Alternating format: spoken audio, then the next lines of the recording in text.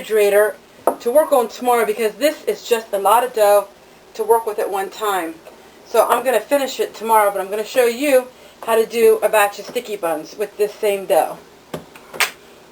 So we're going to take our rolling pin and we're going to roll it out.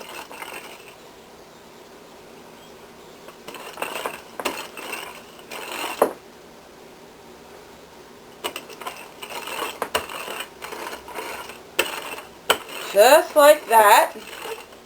We're going to cut it off so it's easier to roll. Just like that. Just like that. Take some of my homemade butter and we're going to just go like this to it. Just sometimes I use butter on it and sometimes I don't. Just take the palm of your hand and rub it in. Then we're going to take a little brown sugar and we're going to sprinkle it.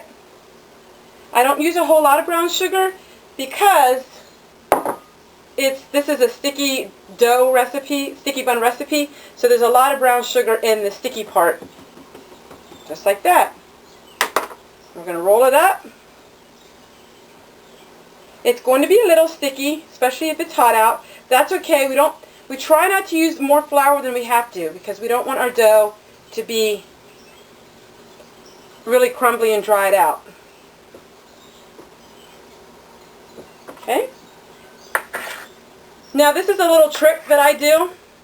Of course you don't have to do this, but this is what I do because it makes it a lot easier and it works a lot better. Is I take my grandma's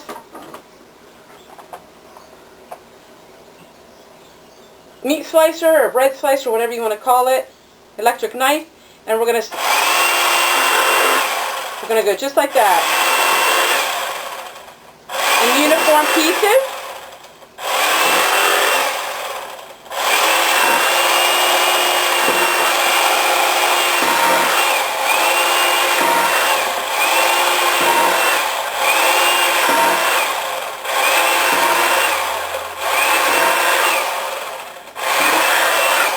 Just like that, and then it cuts the whole way through.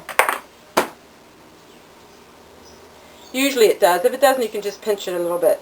Now we have our cinnamon rolls ready to go. Then I'm going to show you how I do my cinnamon rolls. The first batch of cinnamon rolls are to freeze, and so I use these muffin tins. I got these for 2 cents each at the thrift store.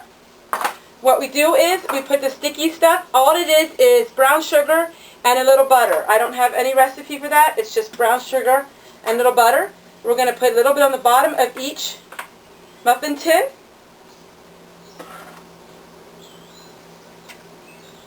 Just like that.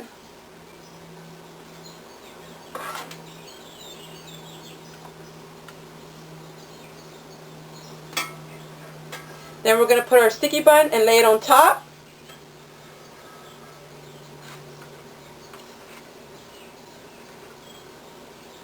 Just like that. And these are going to be put in the freezer immediately. You do not need to let these rise again. You're going to stick them right in the freezer just like this. You're going to get them out. You can put them in your refrigerator the day before, or you can let them out for a whole day until they're rised in double. So they're going to rise double, and then they're ready to bake. And you bake them in the tin, and when you're finished and they're done, you flip the tin over, and there you have your sticky buns. But we're going to freeze them right now. We do not wait and don't let them rise again. We're going to freeze them now, and then pull them out of the freezer to let them rise the second time. So I'm going to continue to do that for this loaf, because all of these that I'm doing right here are going to go in the freezer, and I have another batch of dough that's I'm going to make fresh. This is an amazing recipe to freeze and to have homemade sticky buns. When you're a family that's small like mine, this is a wonderful way to be able to bake one day and then be able to enjoy your baked goods for many, many days to come. And sticky buns have a habit of drying out really easily when they're baked. So if you pull just a little bit out each time, they'll get eaten up that much the quicker. These will get eaten up right away. My grandchildren request these.